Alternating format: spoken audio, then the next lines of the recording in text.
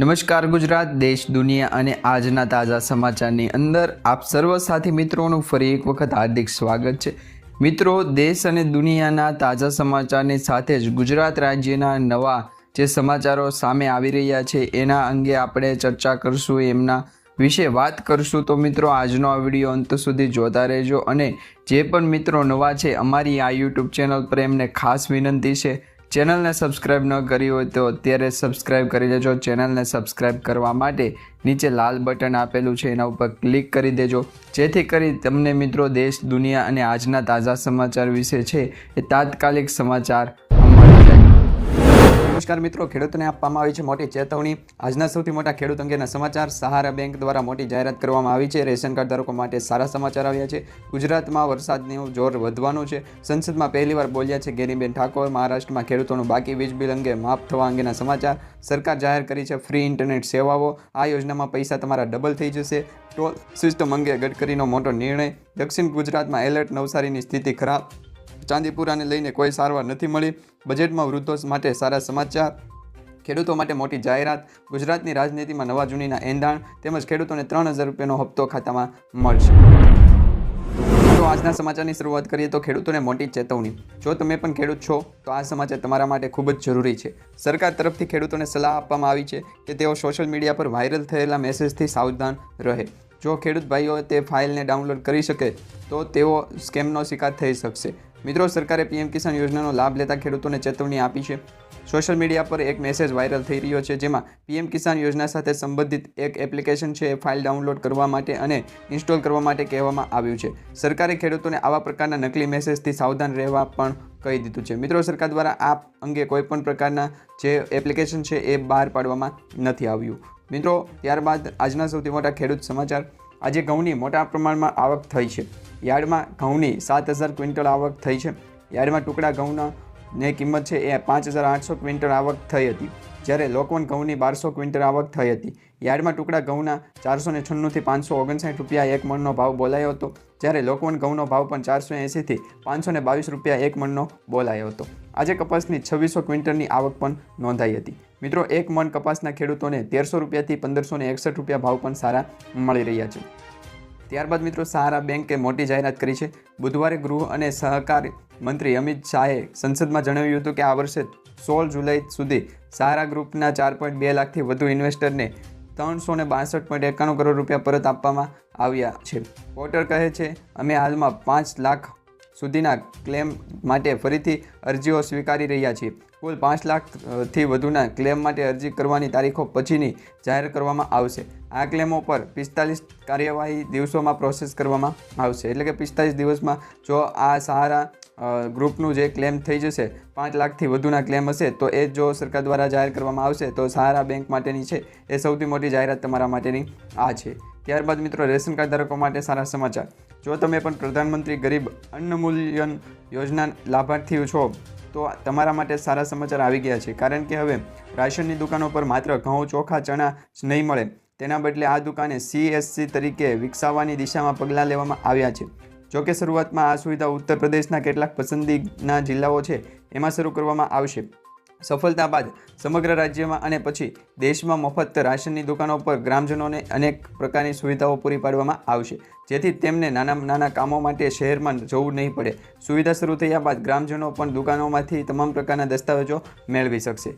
ત્યારબાદ મિત્રો, ગુજરાતમાં 26 જુલાઈથી વરસાદનું જોર વધશે એવા જે સમાચાર ફરી રહ્યા હતા, એમાં હવે તમને એક વાત જણાવવાની છે. મિત્રો, ગુજરાતમાં જે પણ અંબાલાલ દ્વારા અને જે વાતાવરણ હવામાન વિભાગ દ્વારા જે આગાહી આપવામાં આવી છે સાચી પડી છે, પરંતુ હવે 26મી જુલાઈ પછી ગુજરાતમાં તાપમાન કેવું રહેવાનું છે એ અંગેના સમાચાર સામે આવી રહ્યા છે.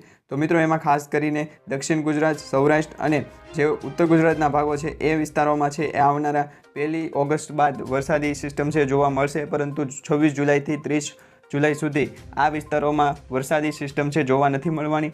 1 ઓગસ્ટ બાદ આ વિસ્તારોમાં છે એ વરસાદ ફરીથી શરૂ થઈ જશે. ત્યારબાદની સિસ્ટમ અને સમાચાર જોઈએ તો મિત્રો, સંસદમાં પહેલીવાર બોલ્યા છે ગેનીબેન ઠાકોર.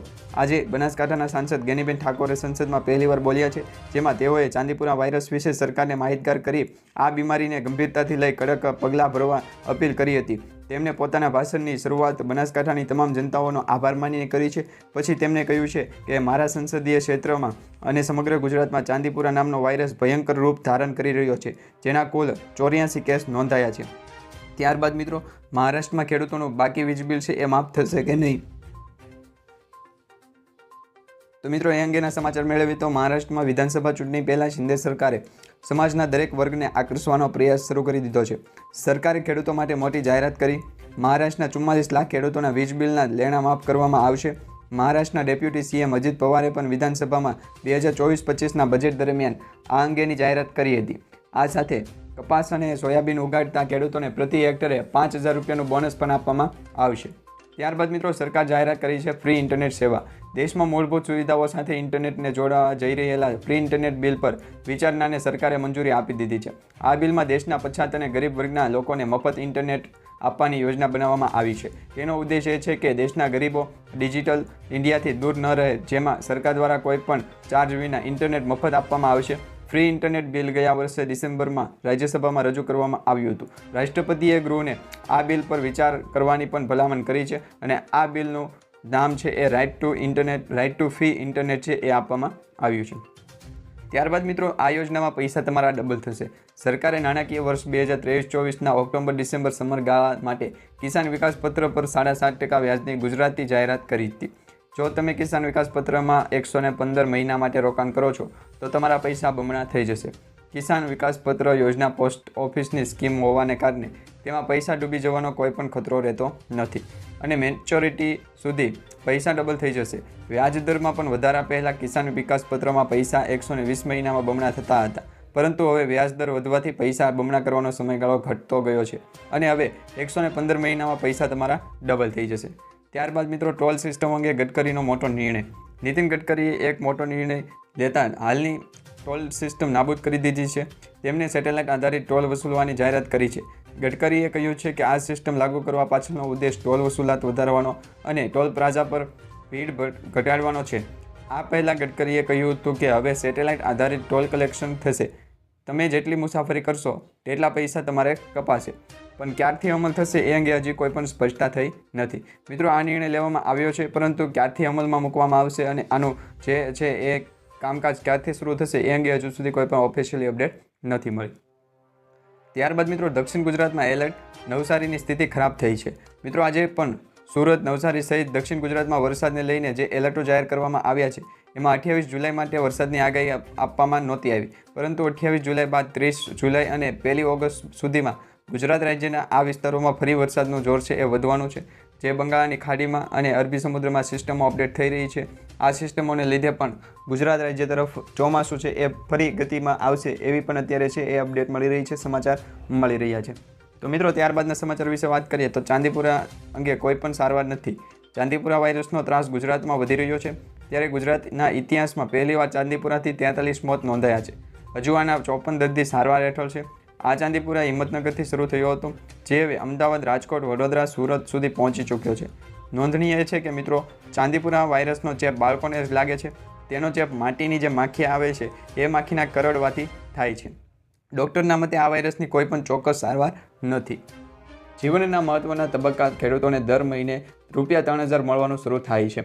આ માટે સૌથી મોટી યોગ્યતા એ છે કે સંબંધિત ખેડૂતે પીએમ કિસાન નિધિ હેઠળ નોંધણી કરાવવી આવશ્યક છે, અન્યથા તેમને માનધન યોજનાનો લાભ પણ નહીં મળે. મિત્રો લીલા શાકભાજીના ભાવ આસમાને પહોંચ્યા છે. લીલા શાકભાજીના ભાવ આસમાને પહોંચ્યા છે. મોંઘવારી મુદ્દે સરકાર મૂક પ્રેક્ષક બની ગઈ છે એવું લાગી રહ્યું છે. લોકો ખરીદીમાં કાપ મૂકવા મજબૂર પણ બન્યા છે. વટાણાનો ભાવ જાણીએ તો ₹160 કિલો. સરગવો છે એ પણ ₹180 ભાવે વેચાઈ રહ્યો છે. ટામેટાના ભાવ પણ વધી રહ્યા છે. કિલોના ₹120 થયા. આદુના ભાવ પણ ₹150. કોથમીર અને સેન્ચુરી વટાવીને કોથમીર છે એ 100 ગ્રામના ₹10 ભાવે વેચાઈ રહી છે. તુવેરના ભાવ પણ કિલોના છે એ ₹250 થી ₹300 સુધી પહોંચી ગયા છે. તો મિત્રો શું મોંઘવારી આ બજેટ જાહેર થયું છે એ બાદ વધવી જોઈએ કે ઘટવી એ નીચે કમેન્ટ કરીને જણાવજો. હવે મિત્રો અંબાલાલ પટેલે નવી આગાહી કરી છે. હવામાન નિષ્ણાત અંબાલાલ પટેલ દ્વારા રાજ્યમાં ભારે વરસાદની આગાહી કરવામાં આવી છે. બંગાળના ઉપસાગરમાં સિસ્ટમ સક્રિય થવાના લીધે 28 જુલાઈ સુધીમાં દક્ષિણ ગુજરાતના ભાગોમાં ભારેથી અતિભારે વરસાદની આગાહી કરવામાં આવી છે. તેમાં પણ ખાસ કરીને જૂનાગઢ, પશ્ચિમ સૌરાષ્ટ્રના વિસ્તારોમાં 7 ઇંચથી વધુ વરસાદની શક્યતાઓ રહેલી છે. આ સિવાય જામનગરના વિસ્તારોમાં પણ 5 ઇંચ જેટલો વરસાદ વરસવાની શક્યતાઓ રહેલી છે. જ્યારે ઉત્તર સૌરાષ્ટ્રના વિસ્તારોમાં પણ ભારે વરસાદની શક્યતાઓ રહેલી છે. મિત્રો, એલપીજી સિલિન્ડરના નવા ભાવ છે જાહેર થવા જઈ રહ્યા છે. આ ઓગસ્ટ મહિનામાં 1 ઓગસ્ટથી છે ગેસ સિલિન્ડરની કિંમતમાં ફેરફાર થઈ શકે છે. વાસ્તવમાં દર મહિનાની શરૂઆત પહેલાં તેલ કંપનીઓ દ્વારા એલપીજી ગેસ સિલિન્ડરની કિંમતમાં ફેરફાર કરવામાં આવે છે. ત્યારબાદ નવા દર છે એ નક્કી કરવામાં આવતા હોય છે. જુલાઈમાં 19 કિલોના કોમર્શિયલ સિલિન્ડરની કિંમતમાં ઘટાડો કરવામાં આવ્યો હતો. આ વખતે પણ સિલિન્ડરની કિંમતમાં ઘટાડો થવાની શક્યતાઓ રહેલી છે. ત્યારબાદ મિત્રો, ખેડૂતોને 3000 રૂપિયાનો હપ્તો ખાતામાં જમા થશે. જે પણ ખેડૂત મિત્રો પહેલેથી જ પ્રધાનમંત્રી કિસાન સન્માન નિધિ યોજનાનો લાભ લઈ રહ્યા છે એવા 18 થી 40 વર્ષની વયના ખેડૂતોને પ્રધાનમંત્રી યોજના હેઠળ છે એ માનધન યોજનાનો પણ લાભ મળી શકે છે. જેમાં દર મહિને તમને 1000 રૂપિયા પણ પેન્શન સ્વરૂપે મળે પાત્ર છે. તો મિત્રો, આ તમારે યોજનામાં લાભ લેવો હોય તો જેમાં ઓછામાં ઓછા 55 રૂપિયા અને વધુમાં વધુ 200 રૂપિયાનું રોકાણ કરવાની જોગવાઈ કરવામાં આવી છે. જે પછી જીવનના મહત્વપૂર્ણ તબક્કે એટલે કે 60 વર્ષ અથવા તો 40 વર્ષ ઉપરના જે પણ ખેડૂત મિત્રો છે એમને દર મહિને છે એ 3000 રૂપિયા પેન્શન સ્વરૂપે મળવાનો પણ શરૂ થઈ જશે. જો કોઈ કારણસર રોકાણકારોનું અધવચ્ચે અવસાન થાય તો તેની પત્ની અને બાળકને પણ આ પેન્શનની યોજનાની જોગવાઈ આપવામાં આવી છે. ત્યારબાદ મિત્રો, ગુજરાતની રાજનીતિમાં નવા જૂનીના એંધાણ. ગુજરાતમાં નવા જૂનીના એંધાણ મળી રહ્યા છે. હાલમાં જ કૃષિ મંત્રી રાઘવજીભાઈ પટેલે દિલ્હી ખાતે કેન્દ્રીય ગૃહમંત્રી અમિતભાઈ શાહ સાથે મુલાકાત